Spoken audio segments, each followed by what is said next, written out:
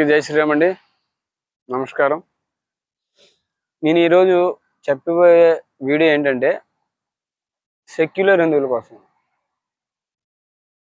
నాకు తెలిసి సెక్యులర్ హిందువులు అంటే చాలామంది తెలియకపోవచ్చు. దాన్ని కొద్దిగా వివరిస్తాను. గుడికి వెళ్తారు, పూజలు చేస్తారు, పునస్కారాలు చేస్తారు, అన్నీ చేస్తారు. కానీ మేము హిందువులు అనే భావంతో వాళ్ళు ఉంటారు. కానీ మా దృష్టిలో వాళ్ళు హిందువులు కాదు, సెక్యులర్ హిందువులు. అంటే అటు హిందువులు కాదు, ఇటు వేరే మతస్థులు కాదు, మధ్యవర్తులు అన్నమాట. ఆ మధ్యవర్తులు ఎలా ప్రవర్తిస్తారంటే ఏదో వాళ్ళు శాంతితోనే ఏదో ప్రపంచాన్ని సాధించేద్దాము, గాంధీజీ లాగా. గాంధీజీ వల్ల కూడా మనకు స్వతంత్రం రాలేదు. శాంతిగా ఉండడం వల్ల కూడా స్వతంత్రం ఎప్పుడూ రాదు. వాడు కొడితే వింటాడు, ఒకడు చెప్తే వింటాడు, ఒకడు శాంతిగా చెప్తే వింటాడు. అయితే ఎవరికి ఎలా చెప్పాలో నేర్చుకోవాలి, అంతేగాని ఎప్పుడు శాంతిగానే వాడు కొడుతుంటే మనం కొట్టించుకుందనే ఉద్దేశంతో ఉంటే వాడు ఎప్పుడు కొడుతూనే ఉంటాడు. అంటే మిమ్మల్ని వాళ్ళ మీదకి కత్తులు పట్టుకొని, గన్నలు పట్టుకొని, కర్రలు పట్టుకొని యుద్ధానికి వెళ్ళమనట్లేదు. లీగల్గా పోరాటం చేయండి. అంటే మత మార్పులు జరుగుతున్నాయి, దాన్ని మీరు అడ్డుకునే ప్రయత్నం చేయండి. వాడు హిందూ దేవీ దేవతలను దూషిస్తున్నాడు, ఇది చేయడం తప్పు అని చెప్పండి. ఒకసారి చెప్పండి, 2 సార్లు చెప్పండి, 3సారి లీగల్కి వెళ్ళండి. హిందూ దేవతలను దూషించడం తప్పు, అది మీకే తెలుసు. కానీ మీకు వినబడలేనట్టు ఉంటారు, పట్టించుకోరు. అలాంటి విషయాలు పట్టించుకోరు. కానీ మీ సొంత ఫ్యామిలీ విషయాలకు వస్తే ఓ రచ్చ రంబాలు చేసేస్తారు. మరి మీరు అతిగా ప్రేమించి హిందూ దేవీ దేవతలు దూషించినప్పుడు మీరు ఎందుకు అలా స్పందించరు? ఇలా స్పందించలేని ఎవరంటే సెక్యులర్ హిందువులతో పాటు రాజకీయ నాయకులు కూడా. ఈ రాజకీయ నాయకుల వల్ల కూడా హిందుత్వం కొద్దిగా వెనకంజలో ఉంది. వీళ్ళు హిందూ ధర్మాన్ని రాజకీయం కోసం వాడుకుంటారు, హిందువుల ఓట్లు వాడుకుంటారు. కానీ వాళ్ళు గెలిచిన తర్వాత అదే రాజకీయాన్ని ధర్మం కోసం కానీ హిందువుల కోసం కానీ వాడరు. ఏ ఓట్లు అడుక్కోకముందు ఓట్లు అప్పుడు ఉండాలి కదా, ఓట్లు అడిగేటప్పుడు. అయితే ఈ సెక్యులర్ హిందువులకు వాళ్ళ ఓట్లు కావాలి, వీళ్ళ ఓట్లు కావాలి. పోనీ వాళ్ళు ఏమన్నా వీళ్ళకి వేస్తారంటే అస్సలు ఒక ఓటు కూడా వేయరు. ఎందుకంటే వాళ్ళ మతం కోసమే పనిచేస్తారు. ఆ మతం కోసం పనిచేసే వాళ్ళకు ఓట్లు వేస్తారు. అయితే మనలో ఉన్న కొంతమంది హిందువులు కూడా ఒకటి గమనించండి, ఎవడో గద్దెక్కుతాడు, గద్దె దిగుతాడు, రాజకీయం చేస్తాడు, మనల్నే పరిపాలిస్తాడు. గెలిచిన తర్వాత మనకు 1 రూపాయి కూడా ఇవ్వడు, మనకి ఏ పని చేయాల్సిన అవసరం లేదు. ఇలాంటి కార్యక్రమాలు అంటే హిందూ ధర్మాన్ని దూషించినప్పుడు, మన సంస్కృతి సంప్రదాయాలను విమర్శించినప్పుడు మనం ఎప్పుడైతే ఎదిరిస్తామో, అంటే లీగల్గా వెళ్తామో, వాళ్ళు మనకు కొద్దిగా సాయం చేస్తే చాలు. వాళ్ళని డబ్బులు ఇచ్చేయమని లేకపోతే ఆస్తులు ఇచ్చేయమని అడగట్లేదు. సపోర్ట్ చేయమని చెప్తున్నాం. కానీ ఇప్పుడున్న రాజకీయ నాయకులు ఆ విధంగా చేయట్లేదు. హిందువులు వాడుకుంటున్నారు, యూజ్ అండ్ త్రో. ఓట్ల కోసం వాడుకుంటారు. ఓట్లు వచ్చేటప్పుడు మాత్రం మేము హిందువులు, అదే అంత చేసేస్తాం, ఇది చేసేస్తామని చెప్తారు. ఇది ప్రతి గ్రామంలో జరిగే, ప్రతి రాష్ట్రంలో, మన దేశంలో జరిగే విషయం ఇది. ఇది ఒక్క గ్రామమనే కాదు, మన దేశం మొత్తం జరిగే హిందువులకు జరిగే పరిస్థితి దారుణమైన పరిస్థితి అన్నమాట. దయచేసి సెక్యులర్ హిందువులు అంటే అన్నీ తెలుసు వాళ్ళకి. సపోజ్కి వాళ్ళకి ఏది తెలియదంటే అన్నీ తెలుసు, ఏది తెలియదని చెప్పలేము. వాళ్ళకి భగవద్గీత గురించి తెలుసు, రామాయణం గురించి తెలుసు, మహాభారతం గురించి తెలుసు, ఎంతో ఉపనిషత్తుల గురించి తెలుసు, అన్నీ తెలుసు. అయితే అన్నీ తెలిసినా కూడా వాళ్ళు చేతులు కట్టుకుని చూస్తూ ఉంటారన్నమాట. ఎందుకంటే ఆ విషయం వాడి వరకు రాదు. వాడి వరకు వచ్చినా పట్టించుకోడు. అంటే వాడు ఏదో శాంతితోని హిందూ ధర్మాన్ని కాపాడేద్దాం అన్నట్టుగా ప్రవర్తిస్తాడు. కానీ ఒక్కడిని కూడా గర్వాభిసి తీసుకురాలేడు, ఒక్కడిని కూడా మార్చలేడు. హిందువులకి చెప్పడం తప్పు కాదు, హిందువుల గురించి హిందువులకి చెప్పడం తప్పని నేను అనట్లేదు. అయితే దయచేసి గమనించవలసిన ఏంటంటే, మీరు మీ పని చేయండి, మీ ఏదైతే విధి విధానాలు ఉన్నాయో మీరు చేయండి. కానీ ధర్మం కోసం పోరాడే వ్యక్తులకి అడ్డు రాకండి. మీరు చేసే పని చేయండి. ఎందుకంటే ఎవరు చేసే పని వాళ్ళు చేయాలి. అన్ని సమయంలో కూడా శాంతి పనిచేయదు. ఇప్పుడు సపోజ్కి మన దేశంలో సైనికులు ఉన్నారు, పాకిస్తానుడు మనల్ని చంపడానికి వస్తున్నాడు. చంపేటప్పుడు చూస్తూ ఉంటే బాగుంటుందా? వాడు దేనికి వస్తున్నాడు? మనం చంపడానికే కదా. అలాంటప్పుడు ఇతను కూడా చంపే ప్రయత్నం చేయాలి. లేకపోతే ఏమవుతుంది, ఒక్కడి ప్రాణం కోసం పాపం అని ఆలోచిస్తే వేల లక్షల మంది ప్రాణాలు పోతాయి. వాడు ఏమన్నా దేనికోసం వస్తున్నాడు? వ్యాపారం కోసం వస్తున్నాడా? మళ్ళీ చంపడానికి వస్తున్నాడు. మేము చంపుతాము అని చెప్పేసి పర్టికులర్ చెప్పి బాంబు దాడులు చేస్తున్నారు. కానీ వాళ్ళ పైన మీరు ఎంత సానుభూతి చూపిస్తున్నారంటే మీకు దండం పెట్టాలి. ఇదే పరిస్థితి గాంధీజీ గారు పూర్వం తీసుకొచ్చారు. శాంతి శాంతి శాంతి అని చెప్పారు.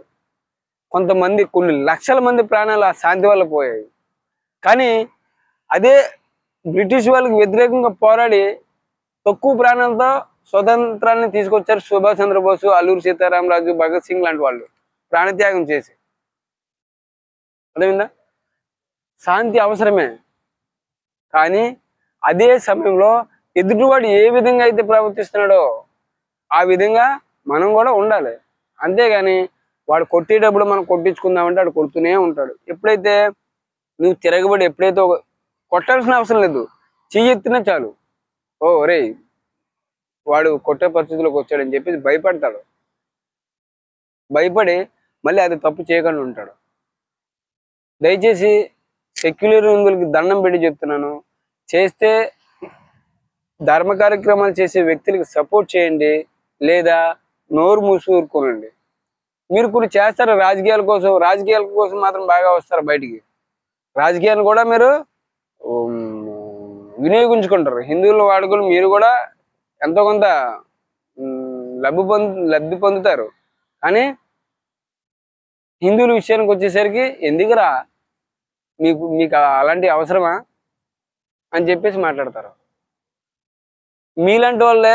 మీలాంటి వాళ్ళ వల్లనే ఇంతవరకు అంటే మత మార్పులు ప్రతి గ్రామంలో జరగడానికి, మన దేశంలోని బ్రిటిష్ పరిపాలన రావడానికి, ముస్లింలు పరిపాలించడానికి, మళ్ళీ అదే దేశ విభజన జరగడానికి కారణాలు మీలాంటి వాళ్ళ వల్ల.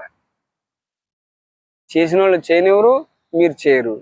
మీదేదో గొప్ప మార్గం అని చెప్పేసి, శాంతి మార్గం గొప్ప మార్గం అని చెప్పేసి మీరు ఉంటారు. అయితే మీరు అనుకునే దాంట్లో తప్పేం లేదు.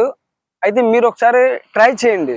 మీరు అనుకుంటున్నారు కదా అందరు దేవుళ్ళు సమానమే, అందరు మతాలు సమానమే అని. మీకు ఎంతో కొంత హిందూ బ్లడ్ ఉంది కాబట్టి, హిందువులుగా ఎంతో కొంత అప్పుడప్పుడైనా గుళ్ళకి వెళ్తున్నారు కాబట్టి, మీరు హిందువులు కాబట్టి ఎంతో కొంత ఉంది. అయితే మీకున్న భావన ఒక ముస్లిం కానీ ఒక క్రైస్తవుడు కానీ ఎంతమందిలో ఉంది? అందరు దేవుళ్ళు ఒకటే అని, అందరి మతాలు ఒకటే అని చెప్పేసి. మీరే కాదు, నాతో చెప్పండి, నేను ఏ గుడికి రమ్మన్నా, ఏ చర్చికి రమ్మన్నా, ఏ మసీదుకి రమ్మన్నా నేను వస్తాను. నువ్వు ఏదైతే ఇతర మతస్థులు నువ్వు అందరు దేవుళ్ళు సమానం అని చెప్పేసి అంటున్నావు కదా, వాళ్ళు కూడా సమానం అని చెప్తున్నావు కదా, వాళ్ళు రమ్మని నాతోని వస్తారేమో. సరే నువ్వే పిలు, వస్తారేమో. వాళ్ళు నీ దేవీ దేవతలను వాళ్ళు దూషిస్తారు, ప్రసాదం తినడానికి భయపడతారు. ప్రసాదం తినమంటే అది నువ్వేదో విషం పెట్టేసేలాగా చూస్తారు వాళ్ళు నిన్ను. నీ సొంత ఫ్రెండ్నే పిలు, నీ సొంత ఫ్రెండ్నే, ఎవరినా కాదు, నీ తోటి స్నేహితుడిని పిలిచి నువ్వు గుడికి తీసుకెళ్ళి ప్రసాదం పెట్టు. వాడి వాడి నిజ స్వరూపం ఆ రోజు తెలుస్తుంది నీకు. బయట సమాజంలోని ఏ విధంగా అయితే ఉందో ఒకసారి గమనించండి. గమనించి వాళ్ళ ప్రవర్తన చూడండి. నటిస్తున్నారా, నిజంగా అదే చెప్తున్నారా? కొంతమంది క్రైస్తవులు ఉన్నారు, ప్రసాదం పెడితే ప్రసాదం తింటారు, గుడికి రమ్మంటే గుడికి వస్తారు. కానీ వాళ్ళు కూడా నటిస్తున్నారు. ఆ నటన అనేది కొన్ని రోజుల్లో మీకు బయట తెలుస్తుంది, బయట పడుతుంది. ఆ నటన ఎందుకంటే మనం అనుకోవడానికి, అంటే హిందువులు ఆ క్రైస్తవులు కూడా మంచోలేరా అనే భావన కలగడానికి వాళ్ళు ప్రయత్నం చేస్తున్నారు, మనం మార్చడానికి ఆ యాక్షన్ చేస్తున్నారు. నిజంగా ఆ విధంగా చేస్తే మనం మతం మారుతామని చెప్పేసి వాడు ఆ విధంగా చేస్తాడు. మీలాంటి సెక్యులర్ హిందువులనే ఎక్కువగా మతం మారుస్తాడు. మీలాంటి వాళ్ళే మతంలోకి మారుతాడు. హిందూ ధర్మం నుంచి క్రైస్తవ మతంలోకి కానీ, హిందూ మతంలోకి కానీ, ముస్లిం మతంలోకి కానీ వెళ్తారు. దయచేసి సెక్యులర్ హిందువులకి దండం పెట్టి చెప్తున్నాను, హిందువుల కోసం పోరాడే వ్యక్తులకి సపోర్ట్ చేయండి. లేదా మాకు చేత కాదు అనుకుంటూ ఇంట్లో కూర్చొని టీవీ చూసుకోండి. లేదా మీది ఏదో సంపాదించుకుంటున్నారు కదా, చిన్న పనులు ఏదో చేసుకుని ఉండండి. మీ వల్ల మాకు ఇబ్బంది కలుగుతుంది. దయచేసి మీరు ఏదో సమాజాన్ని మార్చేస్తాము అని చెప్పేసి మీరు ఏదో శాంతి కాముకులం అని చెప్తున్నారు. అది జరగని పని. ట్రై చేసి చూడండి, సమాజంలోకి వెళ్ళండి, ఇతర మతస్థులతో మాట్లాడి చూడండి, వాళ్ళ ప్రవర్తన ఎలా ఉంది, నటిస్తున్నారా లేకపోతే జీవిస్తున్నారని తెలుస్తుంది. వాడు మతం మారిన తర్వాత ఏదో ఏదో పతివ్రత అయిపోయినట్టు నటిస్తాడు. వాడు ప్రవర్తన యాక్షన్ చేస్తాడు, కానీ నిజ స్వరూపం వేరు. అందరిలో ఉన్నప్పుడు ఒకలా ప్రవర్తిస్తాడో, వాడు ఒక్కడే ఉన్నప్పుడు ఒకలా ప్రవర్తిస్తాడు. అది మీరు గమనించాలి. దయచేసి సెక్యులర్ హిందువులకి చెప్పేది ఏంటంటే, పదే చెప్తున్నాను, ధర్మ కార్యక్రమాలు ఎవరైతే చేస్తారో వాళ్ళకి సపోర్ట్ చేయండి, లేదా నోరు మూసుకొని కూర్చోండి. కానీ చేసేవాడిని మాత్రం ఆపకండి. అది ఎంత ప్రమాదమో గాంధీజీ టైం నుంచి మనం ఇప్పటి వరకు అనుభవిస్తూనే ఉన్నాం. మళ్ళీ ఆ గాంధీజీలా ప్రవర్తించి కొంతమంది ప్రాణాలు తీయడానికి మీరు ప్రాణం తీసేటట్లు ప్రవర్తించకండి. ఎందుకంటే మీ వల్ల ఏదైతే ముందుకెళ్తున్నారో, ఏదైతే ధర్మ కార్యక్రమాలు చేస్తున్నారో వాళ్ళ ప్రాణాలు పోయే అవకాశం ఉంది. మీ సపోర్ట్తోనే ఇతర మతస్థులు వాళ్ళ మీదకి వెళ్తారు. మీ అండ చూసుకొని వాళ్ళు చూస్తారు. బ్రిటిష్ వాళ్ళు చేశారు కదా విభజించి పాలించే పరిపాలన. మనకి చుచ్చులు పెట్టి మన మధ్య విభేదం కలిగించి మనల్నే అటువైపు లాక్కొని ఆ తర్వాత నన్ను చంపడానికి ప్రయత్నం చేస్తారు. బ్రిటిష్ వాళ్ళు చేసింది అదే. మన రాజుల మీద గొడవలు పెట్టి వాళ్ళతో బాగానే ఉంటారు. ఈ రాజుతోనే బాగానే ఉంటాడు, ఆ రాజుతోనే బాగానే ఉంటాడు. కానీ వాళ్ళ మధ్య గొడవలు పెట్టి ఆ రాజుతో ఈ రాజుకి యుద్ధం పెట్టించి తర్వాత వాళ్ళు రాజ్యపాలన చేశారు. ఆ 200 సంవత్సరాలు మనం బానిసత్వం నుండి బయటకు వచ్చాం. మళ్ళీ ఈ కొన్ని మత మార్పుడు సంస్థలు మళ్ళీ అదే స్థితిని తీసుకురావడానికి ప్రయత్నం చేస్తున్నాయి. దయచేసి లీగల్గా పోరాడే వాళ్ళకి సపోర్ట్ చేయండి. జై శ్రీరామ్.